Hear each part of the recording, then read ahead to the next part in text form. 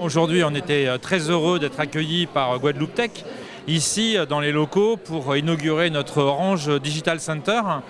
C'est un programme assez vaste qui est mené par Orange dans plusieurs pays du monde. C'est un programme du groupe Orange que nous avons la chance de déployer ici.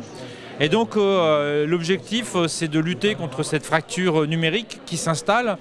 On a une connectivité de plus en plus forte aujourd'hui, de plus en plus prégnante au travers des mobiles, de l'Internet. Mais il ne faut pas que nous ayons une certaine frange de population, un certain nombre d'acteurs qui soient exclus de cette connectivité, de ce numérique. Et c'est donc tout l'objectif de l'Orange Digital Center, d'être actif avec ses partenaires pour lutter contre cette fracture numérique. Alors, il y a une fracture numérique partout en France, quels que soient les territoires. Et contrairement à ce qu'on pourrait penser, c'est pas parce qu'un jeune sait se servir d'un smartphone qu'il sait faire une démarche, faire un CV, avoir accès à ses droits, etc. Donc les personnes qui sont un petit peu en difficulté avec le numérique ne sont pas toujours celles qu'on croit. Voilà. Et donc effectivement, peut-être que dans certains territoires comme ici, avec plus de chômage ou des personnes qui ont plus de difficultés aussi à s'équiper, parce qu'il y a un vrai sujet d'équipement. Le smartphone, c'est pratique, mais il y a des démarches qu'on ne peut pas faire sur son téléphone. Il faut avoir un PC.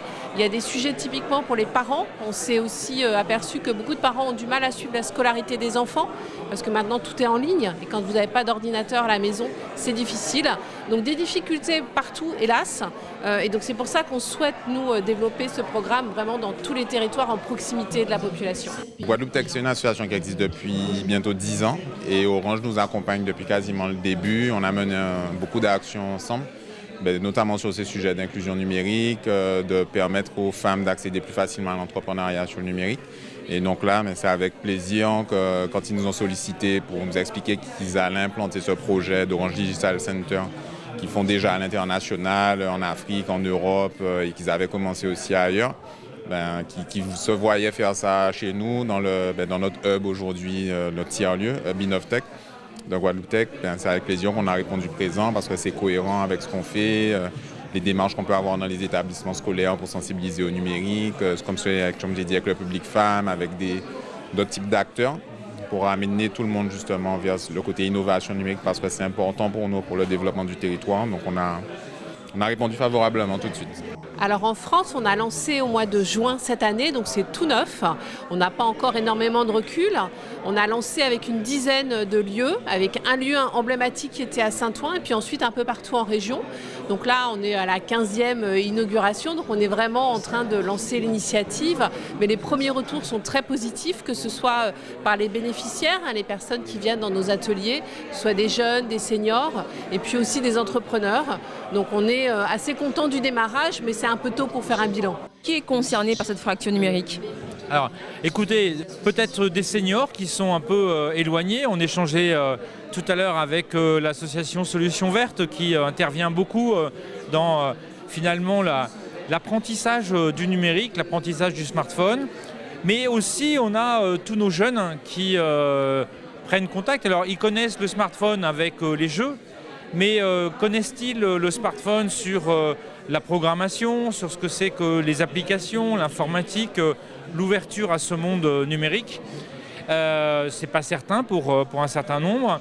Et puis quand on voit qu'aujourd'hui, bon nombre de cours sont faits au travers du numérique, de l'Internet, à distance, il faut s'approprier ce monde. Et c'est donc toutes les opérations qui sont faites avec nos partenaires qui interviennent au travers de l'Orange Digital Center. J'ai présenté donc un atelier, juste quelques petits instants sur la protection des données personnelles, à savoir comment faire de manière à ce qu'on puisse ne pas être piraté, comment faire pour privatiser ses achats, de manière à ce que demain on puisse être en sécurité sur Internet. Et donc cache-cache, qui est un tout petit élément, va permettre quoi? Donc de protéger sa caméra pendant qu'on n'est pas en vision. Alors grâce à l'atelier, aujourd'hui, là où on peut avoir un mot de passe de 8 lettres qui peut être donc décodé en juste 3 secondes, en faisant une phrase, donc c'est l'astuce du jour que j'ai donnée, J'aime le Colombo, donc on peut écrire tout entier. J'aime le Colombo, rajouter derrière donc, les 3 premières lettres d'un organisme sur lequel on met le mot de passe. Et là, ça va prendre 900 millions d'années afin qu'on puisse le décoder. #supercodeur. Alors, qu'est-ce que c'est? C'est un atelier qu'on propose déjà depuis quelques années dans les écoles et aujourd'hui ils ont décidé de l'intégrer dans le cadre de l'Orange Digital Center. Donc c'est un programme qui nous permet de voir avec les enfants, parce que c'est pour le jeune public, les bases des métiers de l'informatique. Donc là on parle de codage, donc on explique ce que c'est que le codage, qu'est-ce qu'un robot et comment programmer un robot. Alors avec des outils simples comme les Timio, on les appelle ici Timio, on leur apprend les bases du codage, c'est ludique avec un système de couleurs et on leur apprend à programmer et sur différents supports. Et comme ça permet l'inclusion numérique et puis ça permet aussi d'avoir de futurs informaticiens.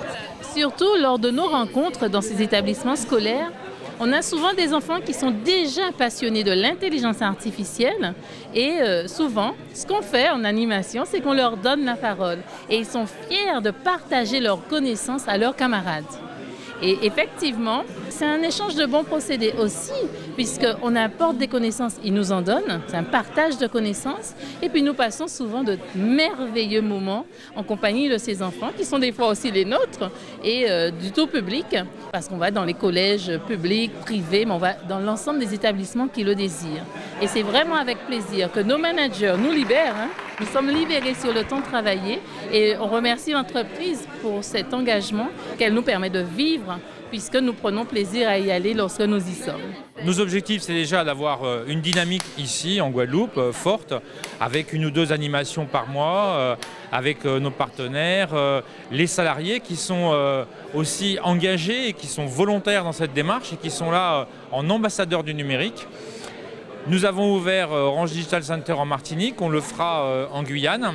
Et donc au travers de ce site pivot, ici à Guadeloupe Tech, il s'agit d'ancrer cette démarche, de la construire avec de nouveaux partenaires aussi qui vont nous rejoindre et faire en sorte qu'on ait une dynamique d'ensemble pour aller réduire cette fracture du numérique qui peut s'installer avec ces technologies qui explosent. Et donc la mission d'Orange aujourd'hui, elle est bien là, c'est une responsabilité sociétale de l'entreprise d'être un acteur fort dans cette réduction de cette fracture numérique. Vous avez déjà une idée pour 2023, Guadeloupe Tech ? L'objectif de l'année prochaine? On est en train de travailler justement sur, je ne dirais pas forcément le bilan des 10 années, mais en tout cas la vision de Guadeloupe Tech pour les 10 prochaines années, comment ça évolue, parce que typiquement ce projet de tiers-lieu qu'on a lancé au début de l'année, c'est un projet qui était là au tout début de Guadeloupe Tech, mais qui n'a pas pu se mettre en place tout de suite parce qu'à l'époque, il n'y avait pas assez logique de coworking, il n'y avait pas assez logique de lieu où les gens du numérique notamment pouvaient venir bosser, c'était beaucoup d'indépendants. Donc on a réussi à mettre ça en place et maintenant il faut qu'on puisse définir où est-ce que l'écosystème veut aller, avec qui, comment, pourquoi et comment on crée encore plus de valeur, pas forcément au sens financier, mais en tout cas de valeur pour le territoire. De façon concrète, comment cet ODC sera accessible pour tous ? Alors il est accessible vraiment à tous, vous avez raison de le souligner, c'est totalement gratuit, que ce soit des personnes qui aient des offres Orange ou qui sont clients ou pas du tout. Et donc on a la mission locale Guadeloupe qui permet d'être un détecteur aussi de personnes en difficulté. On a un ensemble d'acteurs autour des artisans, des petites entreprises qui interviennent en support et qui peuvent accéder au travers de notre site orangedigitalcenter.fr à des formations, des ateliers, un Fab Lab qui est aujourd'hui en démonstration. Un Fab Lab, ça veut dire finalement un atelier de création numérique, informatique. C'est une belle image que nous faisait partager Big Lab, la médiathèque du numérique qui vient au plus proche de chacun, au plus proche des communes, pour permettre aux jeunes, aux moins jeunes, de venir s'approprier la technique du numérique.